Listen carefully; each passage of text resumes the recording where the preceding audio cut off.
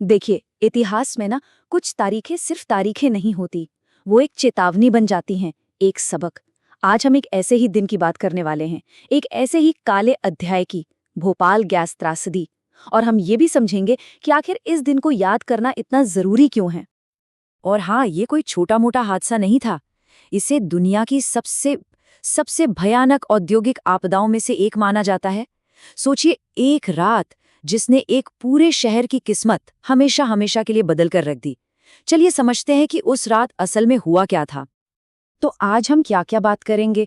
सबसे पहले तो इस त्रासदी को हम याद क्यों करते हैं। फिर हम उस जहरीली रात की कहानी में जाएंगे, देखेंगे कि उसका इंसानी जीवन पर कितना भयानक असर हुआ। और आखिर में ये समझना बहुत जरूरी है कि इस सबक को भूलना कितना कितना खतरनाक हो सकता है। तो चलिए सबसे पहले यही समझते हैं कि इस त्रासदी को आखिर याद किया कैसी जाता है। इसका जवाब ना एक खास तारीख में छिपा है। एक ऐसी तारीख जो हर साल एक बहुत ही गंभीर याद लेकर वापस आती है। वो तारीख है 2 दिसंबर। हर साल इसी दिन भोपाल गैस त्रासदी स्मृति दिवस मनाया जाता है। पर ये बस कैलेंडर की एक तारीख नहीं है। नहीं, ये एक ऐसे जख्म की याद दिलाता है जो कभी भरा नहीं, और एक ऐसे सबक की जिसे हम कभी भुला नहीं सकते। तो चलिए अब वक्त में पीछे चलते हैं। उस भयानक रात में आखिर हुआ क्या था।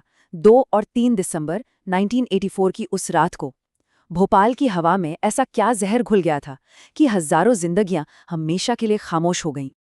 ये सब हुआ था मध्य प्रदेश के भोपाल शहर में। वहां एक कीटनाशक बनाने का प्लांट था, यूनियन कार्बाइड इंडिया लिमिटेड, यानी यूसीआईएल का। बस उसी रात उस प्लांट से एक बहुत ही जानलेवा गैस लीक होनी शुरू हो गई, और किसी को कुछ पता चलता उससे पहले ही एक जहरीला बादल पूरे शहर पर छा चुका था। तो सवाल ये है कि ये गैस थी कौन सी। इसका नाम था मिथाइल आइसोसाइनेट, शॉर्ट में कहें तो MIC। ये एक बहुत ही ज्यादा जहरीला केमिकल होता है जिसका इस्तेमाल कीटनाशक बनाने में होता था। और यही केमिकल उस रात हजारों लोगों की मौत का कारण बना। उस जहरीली गैस ने जो कीमत वसूली ना, वो बहुत बहुत ही दर्दनाक थी। और इसका असर सिर्फ उस एक रात तक नहीं रहा। नहीं, इसका दंश तो आने वाली पीढ़ियों ने भी झेला है और आज तक झेल रही हैं। सरकारी आंकड़े बताते हैं कि कुछ ही घंटों में करीब करीब 3000 लोगों की मौत हो गई। सोचिए, ज्यादातर लोग तो अपने घरों में सो रहे थे और नींद में ही मौत ने उन्हें जकड़ लिया। उन्हें ये पता भी नहीं चला कि उनकी सांसों में जहर घुल रहा है। लेकिन मौतों का सिलसिला यहीं नहीं थमा। ये तो बस शुरुआत थी। आने वाले कई सालों में उस गैस से हुई बीमारियों की वजह से 15,000 से भी ज्यादा लोगों ने अपनी जान गंवा दी। ये एक धीमी और बहुत ही दर्दनाक मौत थी जो सालों साल भोपाल की गलियों में घूमती रही। और आज की बात करें तो इस हादसे के इतने साल बाद भी लाखों लोग आज भी उस रात के जहर का असर झेल रहे हैं। ये एक ऐसी त्रासदी है जिसका असर आज भी भोपाल की हवा में, उसके पानी में और लोगों की सांसों में महसूस किया जा सकता है। और ये असर कैसा है? ये है कभी खत्म न होने वाली बीमारियां, बच्चों में जन्म से ही विकलांगता, और जमीन और पानी में घुला हुआ वो जहर जो आज तक साफ नहीं हुआ है।